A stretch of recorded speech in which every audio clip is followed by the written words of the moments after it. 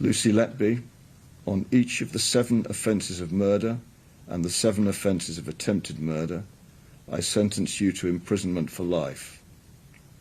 Because the seriousness of your offences is exceptionally high, I direct that the early release provisions do not apply.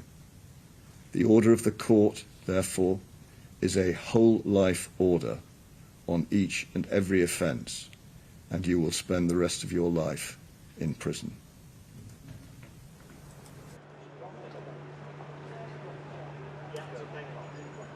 And that is the scene inside court number 7 here at Manchester Crown Court. You were watching there the judge, Mr. Justice Goss, delivering his sentencing remarks, passing sentence on Lucy Letby, the nurse who murdered 7 babies in her care and attempted to murder 6 more. And as you heard there, the judge has handed down the most serious and comprehensive statement available to him. He was saying that, of course, the crime of murder carries a mandatory life sentence in law, but he has decided on each of those convictions that Lucy Letby will serve a whole life sentence. That means that, as he was saying there, the early release provisions will not apply.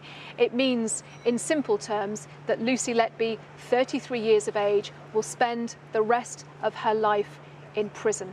Now, what you couldn't see, of course, there, the camera trained very firmly on the judge, Mr. Justice Goss, but as he delivered those remarks, there was silence in court. Many of the families who were gathered in the public gallery watching those sentencing remarks being delivered were crying as they heard Mr. Justice Goss speak.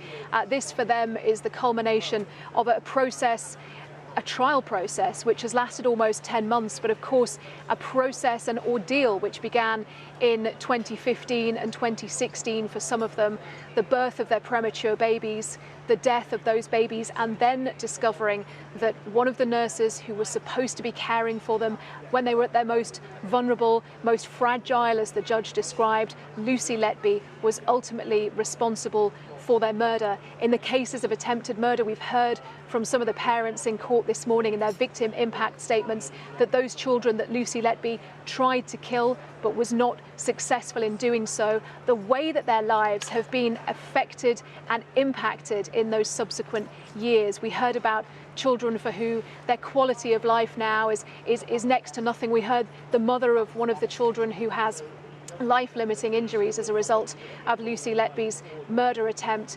The mother only now gets 2 hours sleep a night. We heard of parents of those children now who, when those children are in hospital for their continuing medical requirements, that parents feel that they cannot leave them alone in the care of medical staff, because this is something that the parents have been living with for so many years. So whole life orders in the case of Lucy Letby for all of the crimes that she has been convicted of. Let's speak to Steve Bryan MP, who is the chair of the Health and Social Care Select Committee, listening to that sentence. First of all, before we move on to some of the wider issues that have been raised by this case, what's your reaction to that sentencing of Lucy Letby, who will spend, we now know, the rest of her life in prison?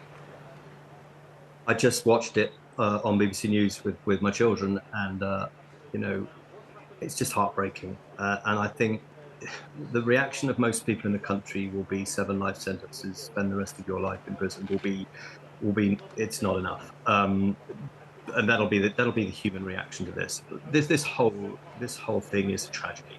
First and foremost, it's a tragedy for the families whose children are either severely damaged or will not grow to be the children that mine are today.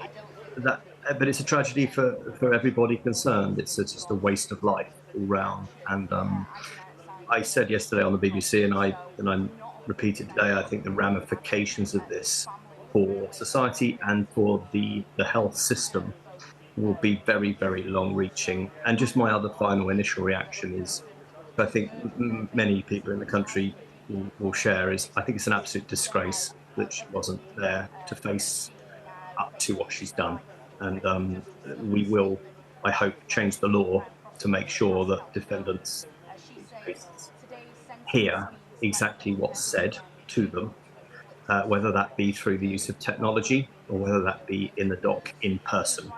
And we have to find a way that they don't exert control over the sentencing process and make it all about them, but they should face what they've done, and it is a disgrace that Lucy Letby didn't die.